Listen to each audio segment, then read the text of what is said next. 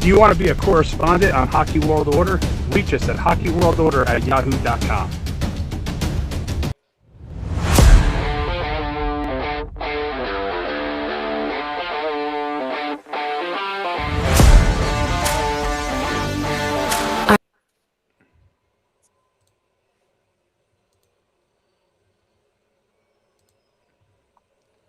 All right, ladies and gentlemen, welcome to another edition of the Hockey World Order. And tonight, for the first time ever, we are the International Hockey World Order. This is kind of cool because this is kind of like when the Wolfpack joined and they went to the red and black. And we got a red up there. Actually, he bleeds blue. I like this kid. He's a Quebec Nordiques fan. Maddie's going to do a little introduction, and then we're going to jump right into the show because we are jam-packed, boys.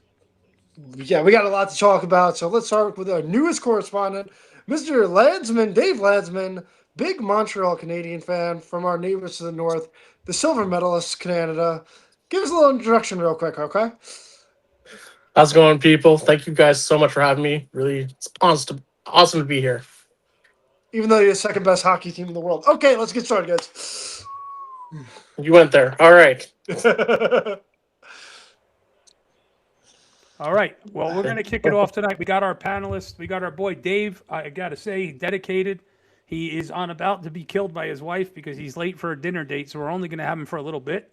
So, Dave, we're going to jump into the first topic. I'll get you involved early on in the show. I came up with this question because it's kind of intriguing to me. Basically, are offer sheets the new big thing in the NHL or the biggest con in the NHL right now? What's your opinion on what's going on right now with Philadelphia, Anaheim, and a bunch of teams pretty much getting ready to offer some other people some offer sheets, according to the news today? So the thing about offer sheets to me, I got to be honest with you, I think it is going to be the end of the entry-level contract situation. Anybody who's worth their salt now is going to have to be signed before their ELC's up, or they're going to be offer sheeted. And these max contracts are going to become the thing that are going to drive, I think, the league into a downward spiral. Because if you're going to max contract somebody like they just did with Philadelphia, it makes no sense when you're talking about guys like Celebrini and others who are going to come up at the end of their ELCs or in an RFA, and they're going to be max contracted right away, and it's going to be a nightmare for the league. I really think that they really need to get a hold on it right now. It used to be one of those things that the GMs would poo-poo each other and say, "We're not going to do anything about it. We're not going to, screw around with your roster or your plans."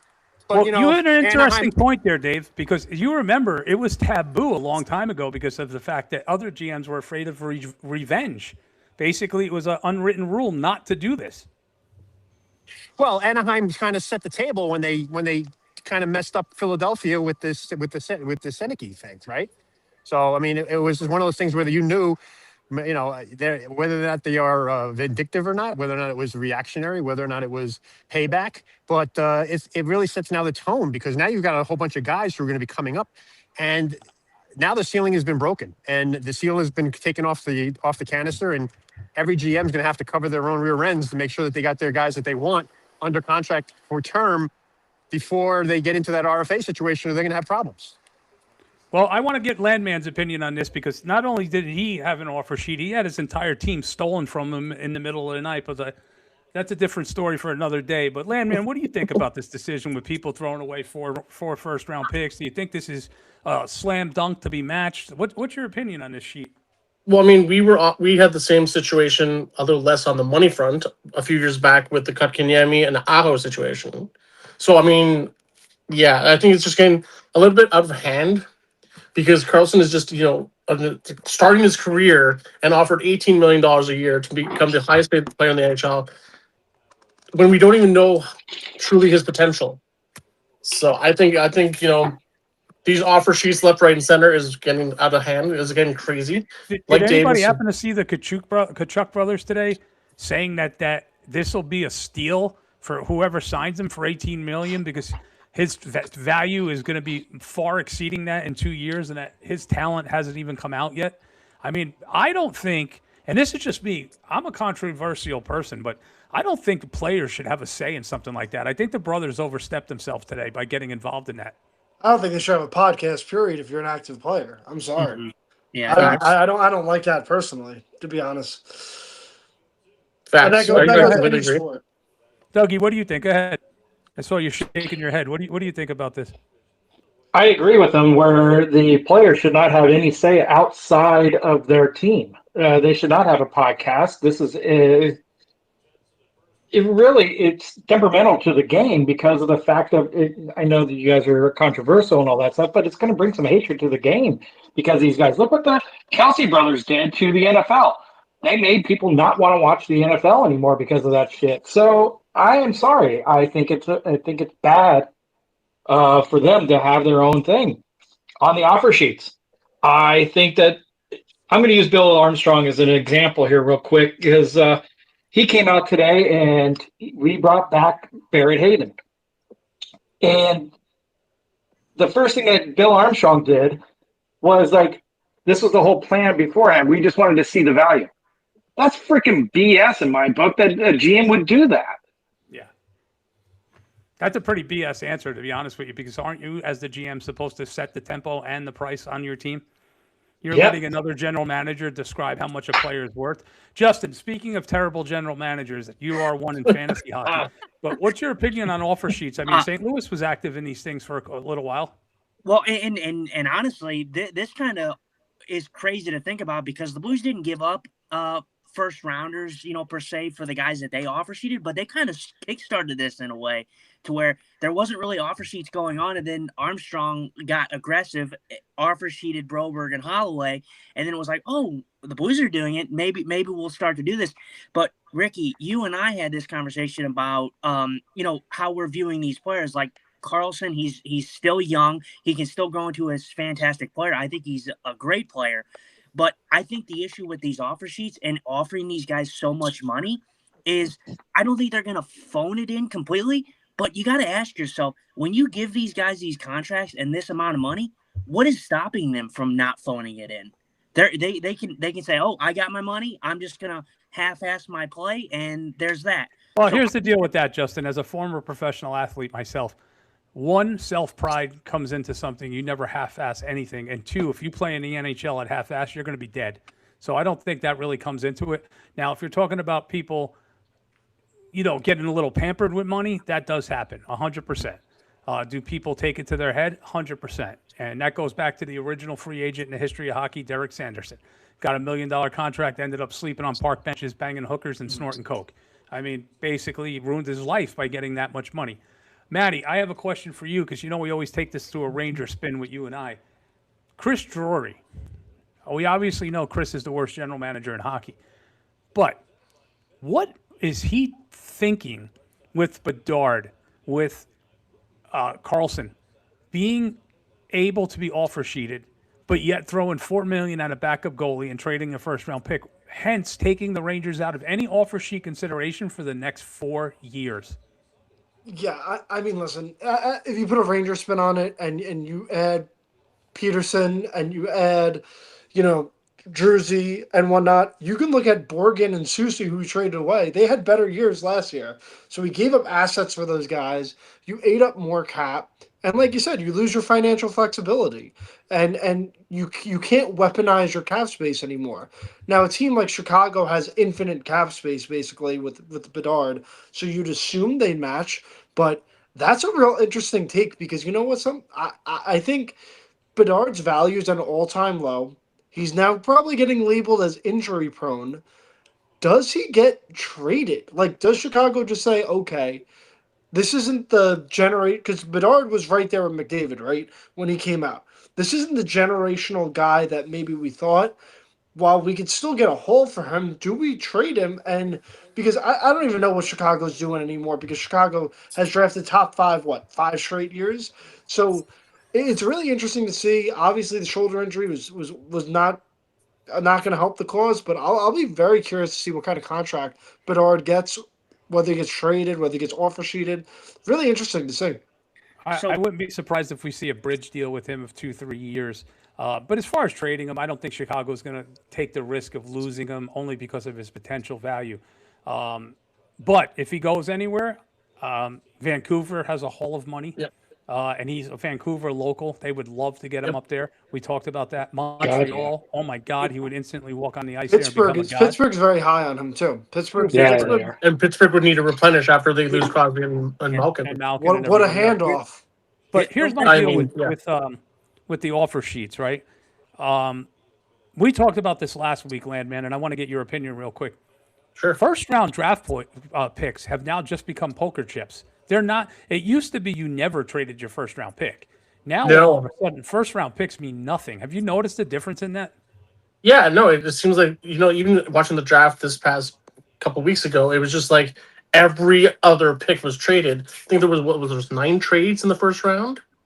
That was unheard, and some of the teams, like, I don't know. I thought it was just really funny how some teams had 4 draft picks, like the Blues, then it ended up with 3.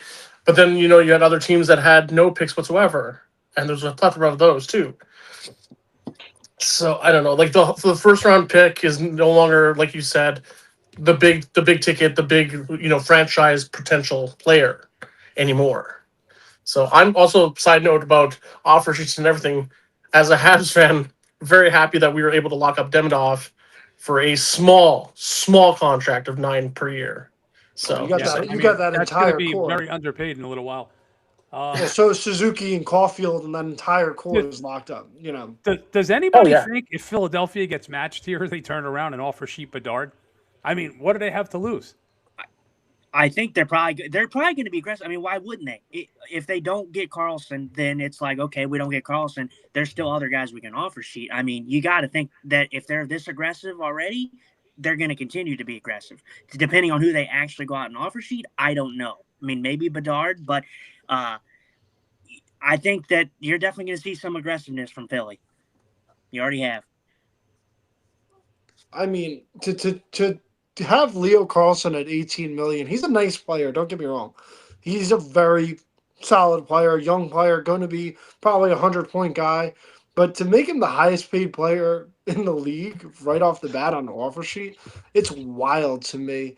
And for a team like Philadelphia to give up 4 first-round picks, I know we said it was like poker chips, but are we going to sit here and say after Philly made the playoffs last year, obviously they made the second round, would you feel very confident them making the playoffs again? Could you see that young team taking a step back? Like, could you see that young team just kind of like, okay, we overachieved because we played loose. Could we maybe miss the playoffs next year? Yeah, I can see that. I said that about We've seen Montreal. it in our division, Maddie, a couple of years ago with Washington making that huge run and then missing the playoffs the next year and then coming out of nowhere again where they were awful the year before and then making a run. The NHL legitimately, think about it, guys, and Landman, you'll get to know me. I compare everything to the New York Rangers, right? The New York Rangers at the All-Star break were still in the playoff race last year.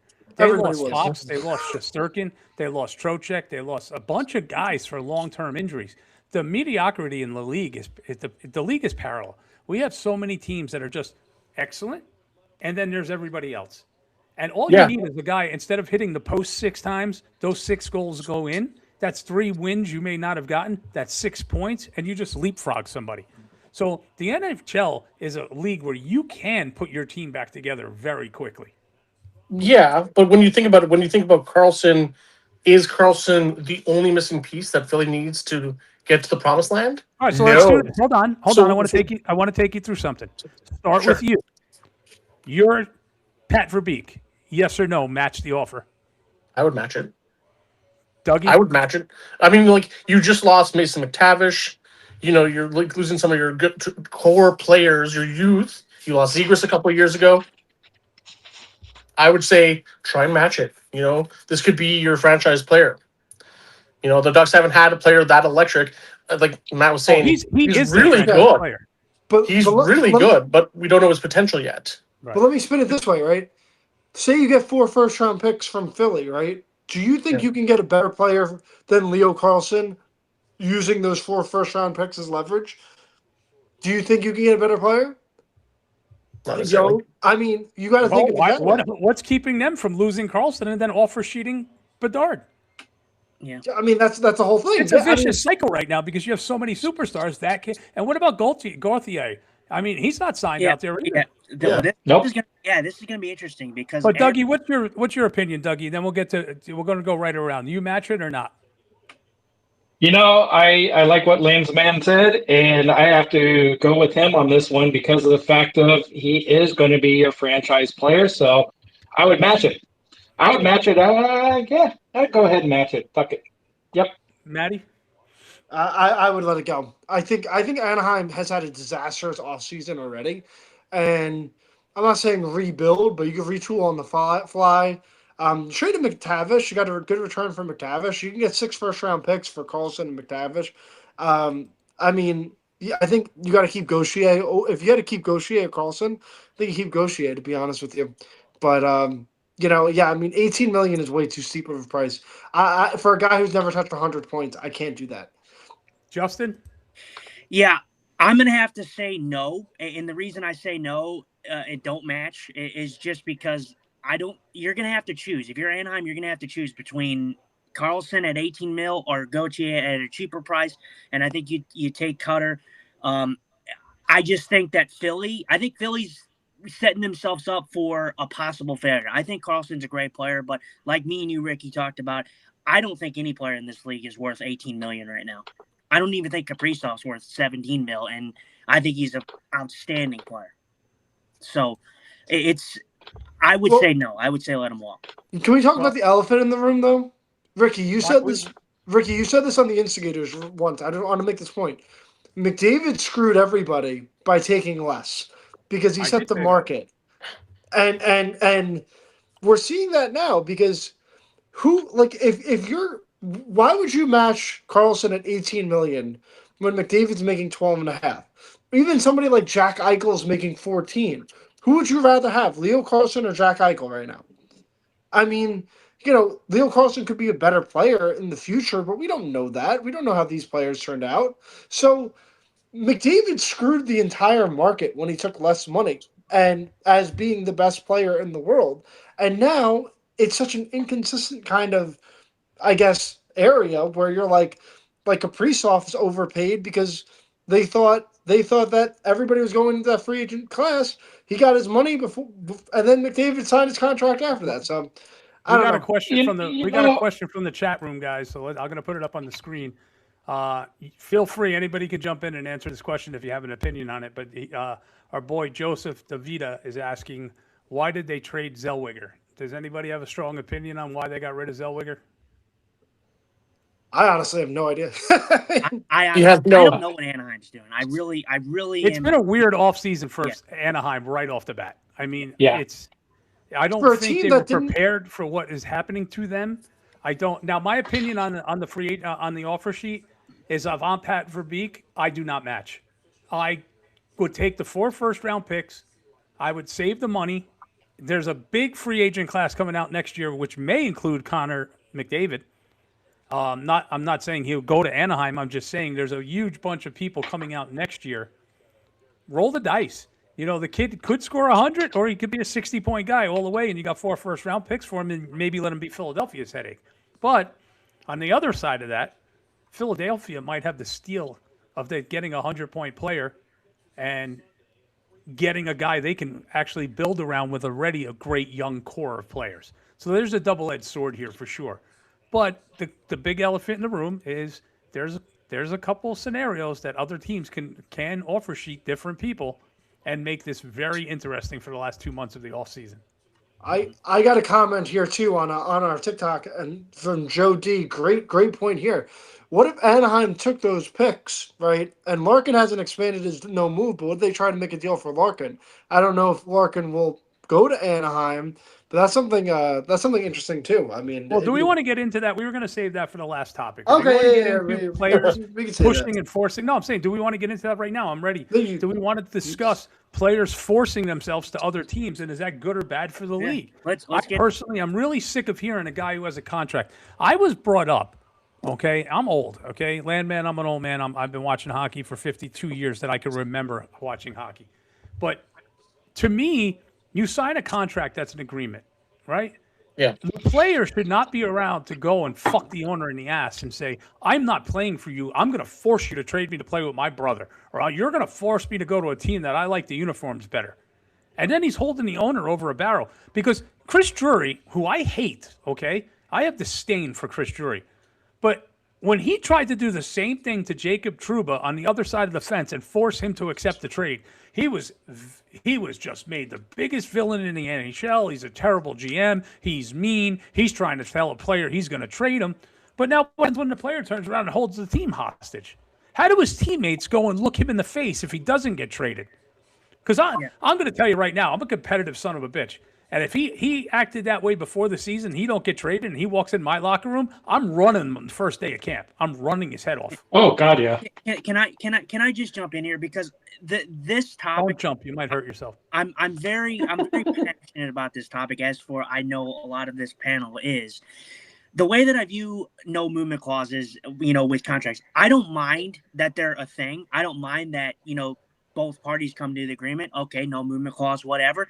But I feel when a player says, I don't want to play for you anymore, that is the player breaking the contract, and that should null and void any team that he is on his no movement clause. The GM should be able to say, no, I'm not moving you unless I get the offer I want, and I don't care what team you want. I actually think for the first time, I'm going to compliment you. That's a great point. It should void the no trade clauses in the contract. It should void it completely. Mm-hmm. And I don't understand why the NHL needs to crack down on it immediately. I don't know if they want to go to, okay, maybe they can limit it to like 16 teams being on that list, or just having the whole list be avoidable, because the fact that these players are leading the fleet is not a good thing for the NHL, because you're going to start to see those teams get stacked up if those teams are able to acquire assets like that. So I just think it's a bad thing for the NHL. I really do. Landman, your opinion?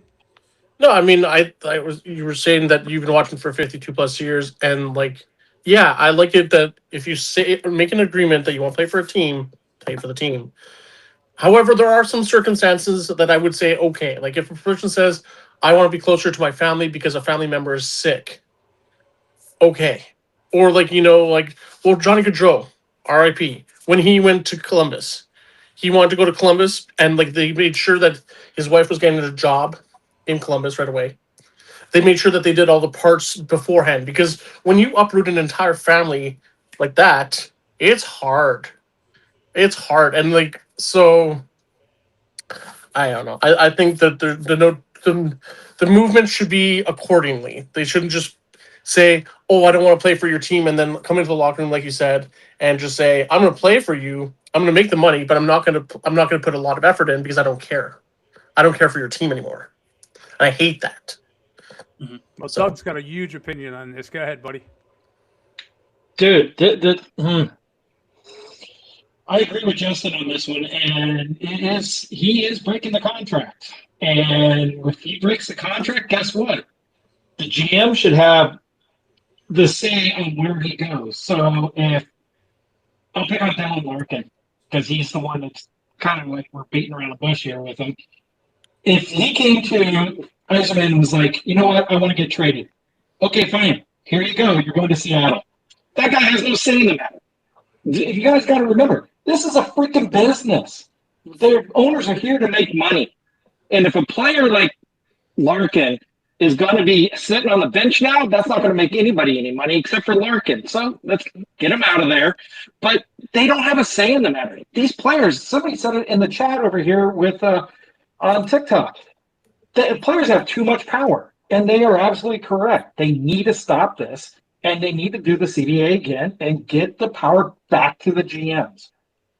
Maddie, as the GM of the show, what do you think of this? I'm glad I can go last on this because we'll beat this point dead real quick. Okay. The four major sports, hockey, basketball, baseball, football in America. Sorry, Landsman, I know you don't believe in football, but I do. I do. But real quick, the NHL has 245 no movement clauses of any kind. The MLB has 35. The NFL has 8. The NBA has 2.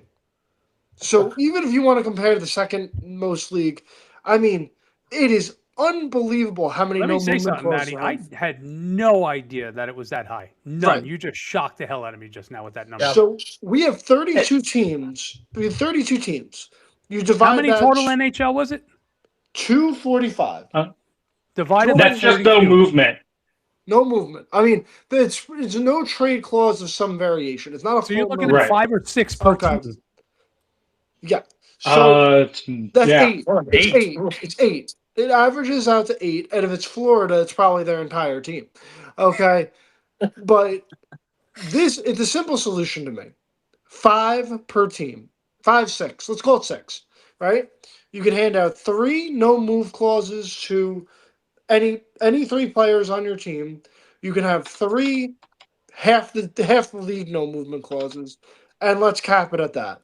Because I mean, to have a player that's a third liner get a full no movement clause, it's ridiculous at this point. That should be a special privilege, and it shouldn't be limitless, in my opinion. It used to be, Matty, no. back in the day. Yeah. You might be a little too young to remember, but the Rangers had this problem with Wade Redden. When the Rangers signed Wade Redden to a free agent contract, they were getting what they thought was going to be a top 3 defenseman on their team, a power play quarterback, and a very established NHL player. And it was really shocking that the Rangers were able to get him and Ottawa gave up on him. Then it turned out, behind the scenes, Wade Redden had a severe drug problem. Okay? But the Rangers were able to bury that contract at full term in Hartford, which that was something that used to be allowed, where if a player had a no movement, you were still able to bury the contract in the AHL or the IHL. That is no longer the case. That is now a full no movement, no waivers. So that's also been taken away, and a lot of people don't realize that. The Rangers, I just know because it's my team, they did it with Donald Brashear when they signed that terrible contract. They did it with Wade Redden. They've done it with some other people also. That is no longer allowed, and it goes back to the NHL players went from 0 power to overnight having all the power. Yeah. Well, That's I an mean, incredible stat that you just brought up, Matt. You really shocked me with that. well, what Matt was saying, by the way, about the protected players, it makes me feel like they should take a page from the PWHL, the Professional Women's Hockey League, because they have per team 3 players that they have to protect. Yep. That they have to protect. At all costs, you cannot touch them. You can't trade for them. You can't acquire them. You can't sign them. That's it. I mean, granted, the NHL is a bit bigger in terms of league players, numbers, and all that. So maybe 5 players, like you said. I think they should take a page out of that book. I mean, like, also you're saying about like who cares where you go? If you don't want to play for my team, you're going. As someone who lives in Montreal, where nobody wants to play, in the sense because of the high taxes, because of the language barrier, there's so many, and the media being outstandingly aggressive, it's hard. So a lot of people, when they come to Montreal, they're just like, oh crap. Like, we have the unwritten rule that our head coach has to speak some degree of French. Yeah. Like, it's like, so I mean, when Randy Cunningworth came in a few years ago as the interim, he was there for like a half minute and he blinked and he was gone, but he couldn't continue even if he was doing well because he doesn't speak French. So I don't know. I think there's like, and there's a lot of players over time who've said like, you ship me to Montreal, I'm not going to play. It's kind of like Eric Lindros in Quebec. Yeah. What was interesting also was that Vinny Trocheck had Utah on their no movement. They were on his no trade list, and Utah just swooned them and wined and dined them and 69'd them, and the next thing you know, he was like, I'm going to give it a shot. So that's what's funny about no trades also. And behind the scenes, guys, I think we know money exchanges hands also. Yep. And God, yeah. I would imagine that there's hey, we'll give you $1.5 million in cash to move your family here, and we're going to buy your house, or we're gonna put your kid in private school. Yeah, we'll hire your brother-in-law to make and give him half the exactly. That's like. Can I ask a question real quick? Which team do you guys think has the most no trade, no movement clauses out there? New York Rangers. Florida, 100%. Florida. I think before the trades, it was the Rangers. It was not the Rangers. They were up there though. Carolina and New Jersey both have 14. Toronto has 13. Tampa has 12. Seattle and Vegas both have 13. Edmonton has 12. Colorado has 12. Damn. Jesus. Wow. Florida. I'm really shocked. I'm really 10. shocked at that. 10. Now, that was all before Brady went down there, so I don't know what Brady's got to have it on there. No, he's Brady got does, and Yeah, Bob had one also. So Yeah. that was 2. Yeah, so that brings him up to 12. Well, you know what I was upset was when every trade that Chris Drury made in his first 2 years, he signed those people to an extension and gave a limited no trade. When he got Borgen, he immediately signed him and gave him a no trade. You know, and he did that also with guys. And I'm trying to think, Matty, who was the big defenseman? Ended the year with the Rangers. He was a big tough guy when they lost in the conference finals to Tampa. I should be Harper. Remember? Oh, Harper came in? Mikolai. Oh, Meek. I Yeah, think Big of Harper. Harper. No. Oh, I Ben love Harper? Mikko. That's one of the biggest mistakes of his career was letting that guy walk. But that's And a he, whole other for story. 2.5 mil. Yeah, Don't because even he's get an me asshole started. and he's too busy making fucking pepperoni pizza and sticking up Sader's ass. Yeah. But anyway, he came in, he made a trade for a guy like Harper, and he immediately gave Harper a contract extension and a 5-team no trade. Like, what is the purpose of that? And I liked Harper, don't get me wrong, but he's a fringe NHL player. He got Borgen in here. He wasn't here 6 minutes. We're going to give you a first year of no trade. What he did now is he set the Rangers up for the trade deadline this year. The Rangers have a lot of potential irons they can throw into a fire at the trade deadline because those guys are gone now. And I think he's seen the error of his ways, but some GMs are never going to learn until they get burned. I don't think so, but okay. we're not gonna make this a Ranger chat. No, because but you know why how I not? feel. We're talking about a team. Why not? It's Why- just one of the teams, dude. Drury, He's a closet Ranger hater. It's You gotta no, it's not. understand It's not a Ranger hater. It's comical because Chris Drury just went from mid defenseman to more mid defenseman. That's what you did. Borgen had a better season than Druzy last year. Simple as that. And Carson Soucy was better on the New York Rangers than Marcus Pettersson was. Okay. And we got them, and everyone's like, "Oh, it's great! Yeah, we had a good offseason. We traded Trocheck that we lost. Now I hate it. You're gonna get killed in the face-off. Dot. You got a great prospect that's awesome. You drafted top 5. Now, technically, Chase Reach probably should have went 5th. You know, he had more higher upside, but you wanted Smiths for right now. Dorofiev was a great move. Don't get me wrong. You signed Borchard to $4.5 million, give up a 4th-round pick for Korpisalo. It's not a killer offseason what people are saying about Chris Drury. You know, so I mean, we'll see. You got a lot. You're trading a lot of players that are sell low players that have had better seasons in their career. But let's pump the brakes because those guys, what they did last year, the guys you traded away technically did better. So I'm reserving judgment on that one. I don't know where that answer came from because it made no sense towards the question I asked. But I'm sorry. You answered nothing. That's another one of your 55,000 fucking word answers that makes no sense at the end. My question was, do you or do you not feel we have enough chips now at the trade deadline that we can throw in with no trade clause? That's all that the question was. Nobody asked you to compare apples to oranges or Petersons to Pedersons. Justin, please get the show back on track. I talked about. Jesus Christ. I was talking about this with I believe it was you, Maddie, and we were talking about the play. So how we've been viewing certain players around this. So, did you say something, Doug? Doug?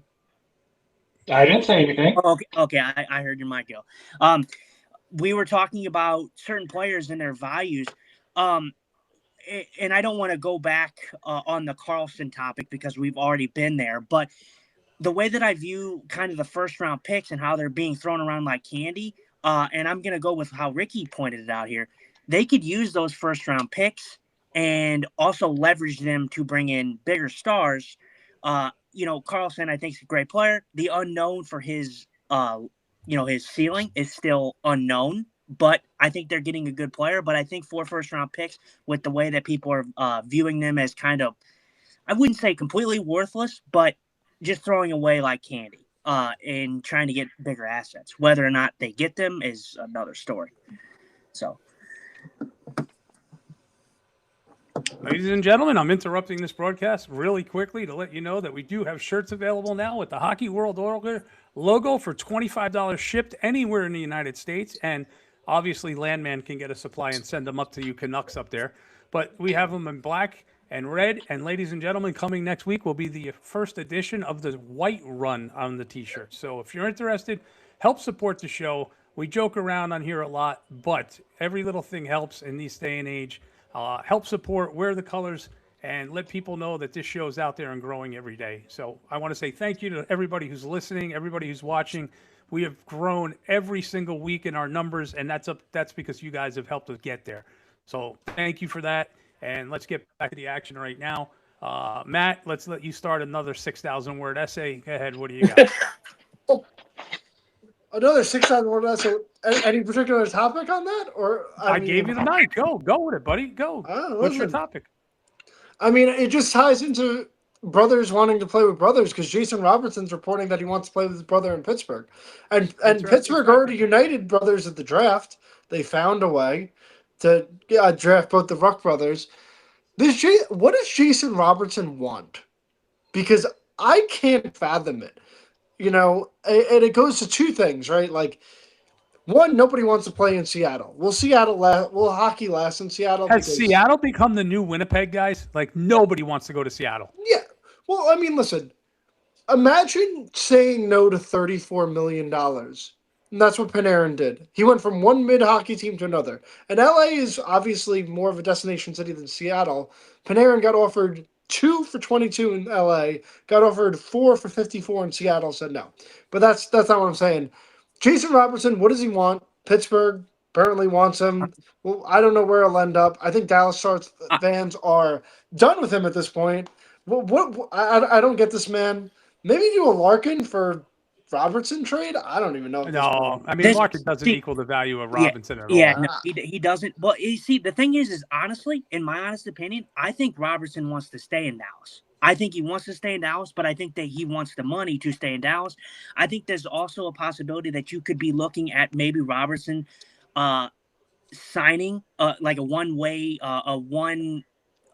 one-year extension for a cheaper price, and then that will free up space for a guy in him who will obviously make more after that because Tyler Seguin is also a missing factor here. Tyler Seguin's making quite a bit of money. He's going to be off the books for Dallas. I could see a case of a scenario where maybe Robertson takes a one-year extension for a cheaper price, and Dallas. Nobody's doing the McDavid mistake. I'm sorry, I don't agree with you. McDavid made a mistake, and I think it was obvious last year. At the end of the year, he was pissed off, and I think he was only mad at himself. Another rumor that I saw today, and I don't know if anybody else saw this. Did anybody see that the Minnesota Wild are kicking the tires on the Hughes brothers in New Jersey?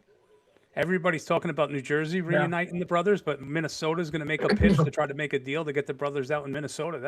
That's really interesting, to be honest with you. Yeah, I did see something on Minnesota. I saw that Minnesota was kicking the tires on Larkin, which we've known, but I saw another report on that where the asking price might be Joel Eriksson-Ek, but Minnesota might not go for that. What do you think of that, Landman? I mean, it's always fun to see brothers play together. I guess it's kind of cool, but at the same time, I saw the rumors about Hughes getting reunited in Minnesota. I thought that could be interesting, but the asking price might be a little bit too high in return. Like you said, Justin said, Joel Eriksson-Ek, probably some picks along the way as well. So, but as for Jason Robertson, going back to that one though, I do agree that I think he's going to take a small contract to go stay in Dallas. Maybe not a 1 year smaller contract, but maybe a 1 to 2 years, because right now Dallas is big, like older vets are close to retirement. Jamie Benn is close to retirement. Tyler Seguin, I mean, he's still younger, but he's close to retirement because he gets injured by getting a paper cut. So I don't know. I think it would be interesting to see where they could end up moving forward. I've always liked Dallas as a team. Hate me if you want, but yeah, I don't know. I think he wants to stay in Dallas. I think he wants to stay in Dallas too. I think we have to let Dougie give his opinion on this one. He wants to go. It's mine. He wants my opinion. I think he should go. I honest to God, I think that the way Dallas is treating him right now is he doesn't trust them anymore. So I think he should go. I think he wants to go. I don't think he wants to play in Dallas anymore. But he wants to go to a team that he wants. This is going back to that power. Player wants all the power. And you know what? He doesn't have it yet. So he should just, if he doesn't want to play in Dallas, he should just go. If he wants to stay in Dallas, sign a 2-3 year deal. Great. The Listen, Pittsburgh's over and done with. I think Landman and Maddie said before the show, Pittsburgh's an interesting destination because of what's coming off the books at the end of this year. And they Yeah. have to restock sooner than later because they are actually on the upswing, but they are an old hockey team. So a little fresh blood might be really do them some good down there. You know what I heard on Pittsburgh, and Kyle Dubas has done a really good job in Pittsburgh. And if he does this, he deserves to be fired immediately. But they're kicking the tires on Elias Pettersson. Not like saw that today, I'm too. sure, fine. You know who Vancouver wants in return? Of course they want it. Ben Kindle. If they do that, Pittsburgh's absolutely out of their mind because that kid is going to be awesome. Real quick on the Minnesota getting the Hughes brothers. Jack, injury prone, but they definitely need a second line center. Is Luke Hughes, I guess, a salary dump? Because he's not worth $9 million. He's I think terrible. He's a bottom 16. He's a terrible defenseman. And, It's a bottom 16. Maybe even 17. Does anybody I agree don't- with me that he's a 5'6" defenseman? Yeah, But- that's what I just said. He's a bottom but 6 he's an defenseman, or he's a 17. but he's an offensive defenseman. If he's playing with Quinn, right? If Luke Hughes is playing with Quinn Hughes, there's no way you're putting Luke Hughes on power play 1 over Quinn. Not a shot, right? So why would you have a 5'6" defenseman for power play 2 that's horrible defensively? I mean, he had more own goals than goals last year, right? So They're not gonna. They're not. Minnesota's not gonna get the Hughes. if Brothers. I'm Minnesota, I'll trade for Jack all day. I mean, Not gonna- Landsman, you gotta love Jack Hughes. What was that Yeah. great goal that he scored? I can't remember it off the tip of my tongue. Dougie, what's going I'm- on over there? I'm Dougie, showing you a got an angry finger. face going. What's up? I'm showing you a finger. You can guess which one. I saw Dougie down the corner Canada. making some eye rolls and some head bobs like he was mad about something. Oh yeah. To be no, fair, let's see. we got In we my gotta- lifetime, to my TikTok people, we got to tease the one Canadian on the show, guys. It's just only yeah, fair. but also I can teach Hey, you guys guys, right guys, to Mr. that. 6,000 words. Hey, let Dougie get something out. Come on. So the Hughes brothers going to Minnesota. No, they can't afford Jack. And yeah, as long as they keep a steak knife out of his hand, he's not going to be injury prone. Luke Hughes, if he goes to Minnesota, he's going straight down to the AHL.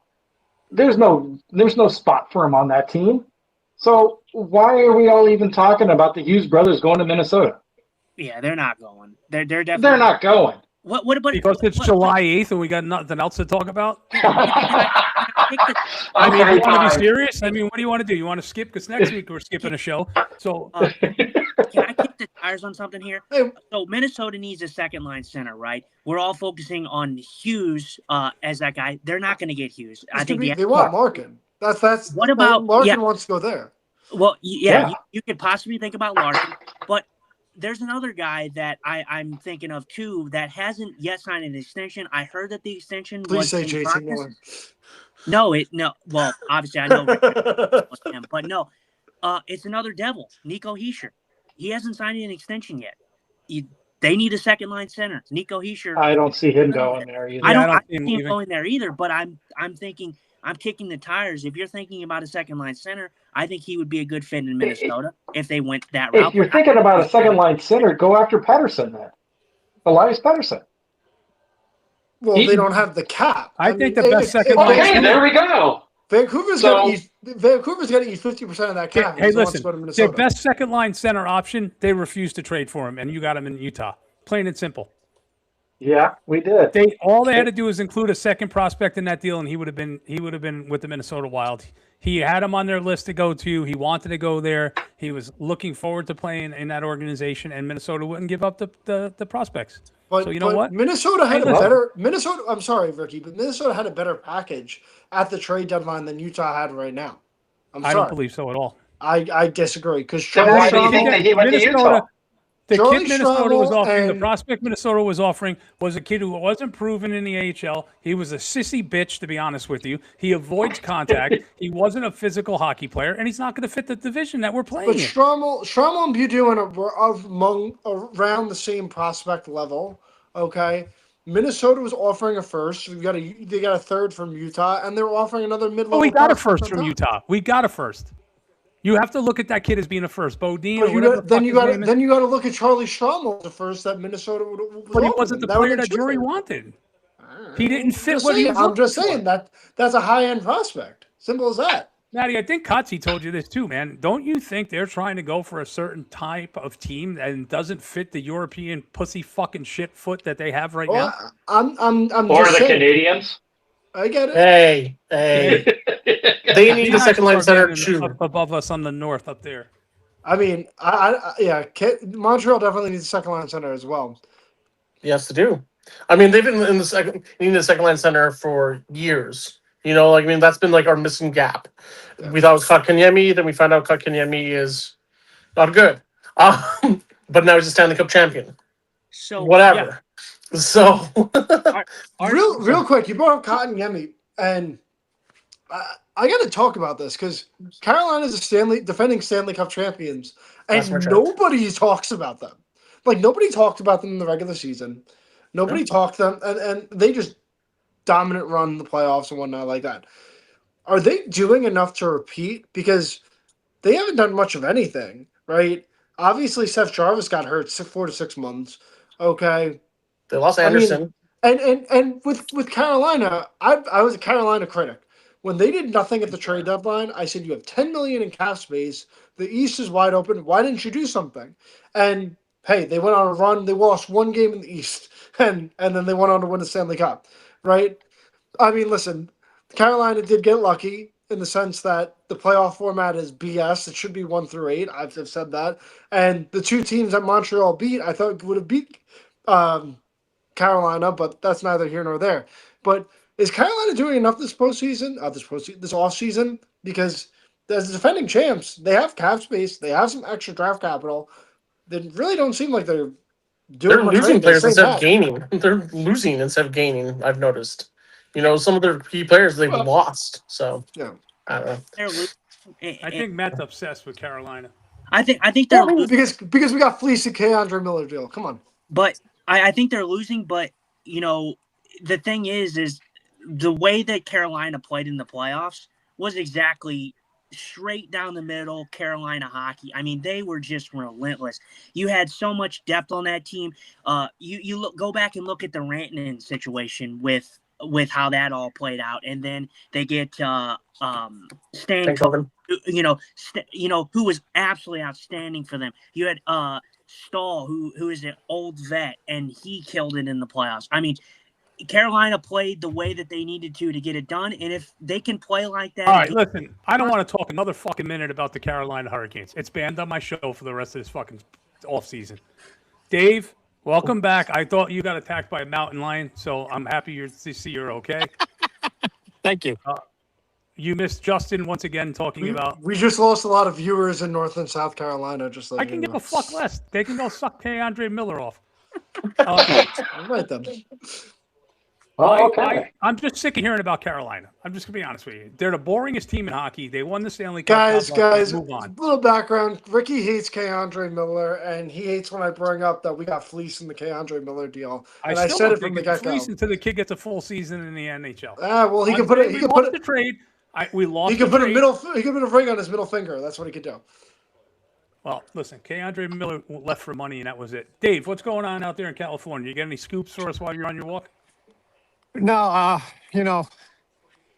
on the Islanders front, it's going to be interesting to see. There's been chatter about helping out with Anaheim's cap space problems if they honor the offer sheet that was rendered.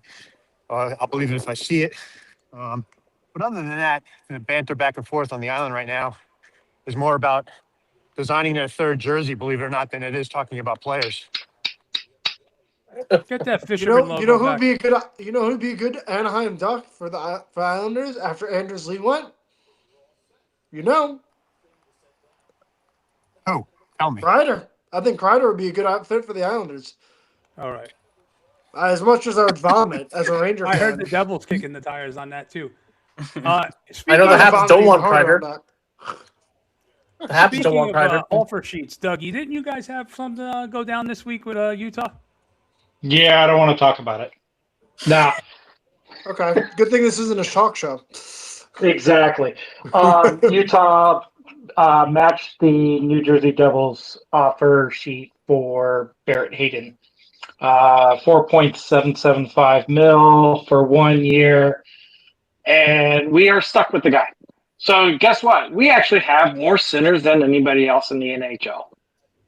Not Well, a we bad have thing. more left-handed Never a bad defensemen than thing. anybody in the entire continent of North America. Yep. It's Not So a bad yeah, thing. Center depth. but you're right. But the guy that we need to get rid of, we can't trade for a year. We can't. Yeah, you can always find a shooter mid-season. No, he's stuck until July 1st or July 8th. Sorry, July 8th. He's stuck. Offer sheets are going to be the death of the NHL. I said it. Correctamundo. You I said it hate right at the them. beginning. Yep. All right, So- guys. So listen up. We're going to let the audience know next week, no show. Okay. And when we return in 2 weeks, hopefully there's some answers on offer sheets. Hopefully there's a couple trades that made, a couple free agent signings. Homework assignment. I think we're going to have a fun topic. I want everybody to think about their 5 toughest players and most popular players to ever play for their team. So Oh, that's by easy for me. By toughness, Ever? I don't mean necessarily like, he's a heavyweight fighter. An example, could be for Justin is like a Kelly Chase. Definitely not a heavyweight, but completely entertaining. Knuckles. Knuckles, Chris Nyland up there for Landman. Tanner Nate, Glass. people like that. But I think those guys are the sure. most loved guys in the NHL, and I it's interesting to see what you guys feel are the 3 most. Let's just say, never mind toughness. How about 3 most loyally loved fan attractions since you've been a fan of your team? okay. Yeah, I like it. That's a good topic. And We we're going got to 8 be doing. minutes left to go, so do we let Matt start anything else so anybody can get the word in? Actually, or- real quick, Ricky, for my homework, since my team is only 2 years old, do you want me to include the Arizona Coyotes? Yeah, well, hey, let me ask you a question. Who'd you root for before the Mammoth? Coyotes. Well, it was the Coyotes, and then before that was the Anaheim Ducks. So you can include your 3 of any of the 3 teams you were with. And Landman, you can include anybody up there in Quebec. If you want to put Jimmy Mann in there, if you want to I put met Jimmy Man, but no, I'm not going to put him on the list. Darren Kimball, any of those guys. Jeff Jackson got knocked out and set her ice by Darren Maryland. Langdon. Newfoundland. I got a fun way to end the show right here, Rick. 1 minute each person, real quick. Don't go over. 1 rule change to the NHL next season. What would you want? And go. I would simply put, if there's a penalty and you pull the goaltender, you score, you keep a power play. Simple like an and 1 in basketball. I would keep that. I would have that rule. If the penalty is called, you score before the opposing team touches the puck, you keep the power play. Simple. Anybody else? 1 rule change, if you can change. I'll jump in the on NHL. that. I'll jump on that. Jailbreak. I think that the WPHL has it right. Yes. You score I was gonna say it. shorthanded. You score a shorthanded goal. Penalty over. Yes. I was going to say that rule. Yeah. David's thinking alike. David's thinking alike. Go ahead, Doug. Okay. I'm thinking. Go to Justin. If I was to change something, I would like them to do something different for 3-on-3. Whether that's go back to not having a long change. I think the way that you're seeing stuff in the 3-on-3 overtime is a little ridiculous, where you're seeing teams purposely circle out of the zone, get the other team tired, and then just use speed, and then the game's over. I think they need to do some massive changes to 3-on-3 overtime. So that one, Justin, if it's a 3-on-3 on 3-on-3, if they go out of the zone, it should be an automatic whistle, face off in the defensive zone. I think it should be like if you're circling back on purpose and like going past that red line, you should be getting a penalty or something. They need to change it to where it's high octane and it's fun again. Like it used to be fun, but then teams started to learn how to kind of cheat the system in a way with the whole long change and stuff. So I don't like it. All right, that's a great topic. I'm going to go with I would like to see the instigator rule eliminated. Reason being, I see the NHL is going back to a little bit of a toughness side. I see the NHL allowing players to police themselves a little bit more. And I think the instigator rule prevents guys from, I'm just going to pick an example. It's not necessarily whatever, but the Marchands of the league are so protected by that instigator rule. They're so able to hide behind the fact that they don't have to be accountable for the bullshit they do and the cheap hits and the late sticks and everything else. That never took place in the 80s and 90s. In the early 2000s, it became way too much of a sideshow goon show. I'm not for that. But I think the instigator rule is very protective of people that wouldn't be that tough if that rule was not in the game. And you I gotta do pair have that one up now. with the flopping rule though too. You're gonna have the Oh, instigator God, rule. yeah. You gotta have Yeah. the embellishment rule. You gotta Yeah, Yeah, the embellishments. pop up on the embellishment rule. They got to fix the embellishment. Go ahead, Dougie. What do you got? And Dougie and Landman are going to end the show, so let's go. so I'm actually going to go off a little bit different route. Change the points for wins and losses and overtime losses. I think that they should get rid of. Huh? 3-2-1, or do you want ties? I would love the don't want 3-2-1. shootouts. I don't want. I would shootouts. love the 3-2-1s. I think 3-2-1 is silly. I think we go back. I would like to see ties come back. After I overtime don't want ends of the tie, shootouts. I don't Yeah. want to see a shootout. I don't want to see a shootout either. I hate shootouts. Gotta hate. I just think, and this is just my opinion, I just think it's only a matter of time before we're 10 games out of a playoff series and a top goaltender just rips his groin on a sideshow shootout trying to get an extra point, and it costs somebody a cup. I think the goaltenders are at risk. I don't think anybody. I think even the fans are sick of the shootout at this point. To be honest with you, it's Most of boring them and- are. They're boring. They're boring. Yeah. They're just not fun anymore. I mean, it's a cool concept, but like it's done. It's played out. It's It's over. played out. I agree. Go ahead, Landman. What do you got, brother? I mean, Dave said it. The jailbreak is one rule that I've watched for the PWHL this past year, and I freaking love it. You know, when the team, like exactly like you explained, if your team is shorthanded and you score, yeah, your player's free. Like that seems like just a rule that would be a lot of fun, and it would open up the game a lot more, I think. But yeah, and also like the shootout, it was fun in its beginning, and then it's slowly just like dissipated, and now it's just like, let's change the channel. So, but that's I also would like to see the NHL eliminate the goaltenders from not being able to play the puck behind the net. I missed the days. Marty of- Brodeur rule. You want to get rid of that? Yeah, I do. Honestly, I just think that it added to the game. It was like having a third defenseman back there, and if you're punishing a goaltender for being able to handle the puck well, that's not fair.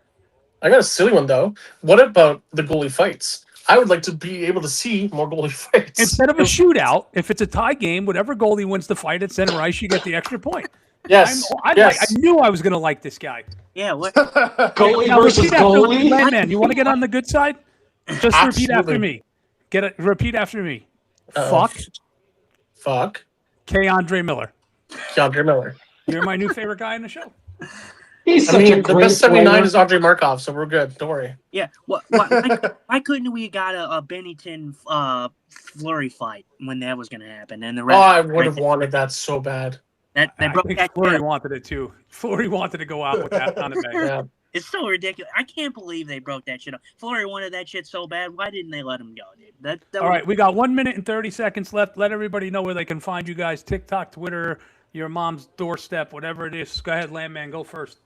All right, you can find me on TikTok at Landsman at the rink with landsman.at.the rink. And you can also find me on Twitter, MTL at the rink. And you can also find me on the blog on MTL Hockey Now on Sportsnaut. Dougie, go, baby. Go, Dougie. I am Icebag Hockey Cards on TikTok and also on YouTube. You can find me either one of those two. Davey. So I'm at fansince_72 on YouTube, on TikTok, and on Instagram. Lips, go ahead, baby. At Lips _1994. Twitter, I got 11 followers now, guys. Just started, building up. TikTok, YouTube, Facebook, Instagram. We got it all. Appreciate you guys' support. Awesome. We're growing the show. It's really awesome. Justin, you got 10 seconds. Go. You can find me at Blue Note Fan Report on TikTok, and don't forget to follow the show TikTok, Twitter at the Hockey World Order. Guys, we have the Hockey World Order on Twitter. We have a Hockey World Order Facebook page that'll be up and running by Saturday. I've reached out to Facebook to get that fixed. Just thank you, and we'll see you in 2 weeks. Guys, this was another great show. We added a really good man up there, and we're going to have some fun being international. And coming soon, the Flyers and the Sabres. Good night, everybody.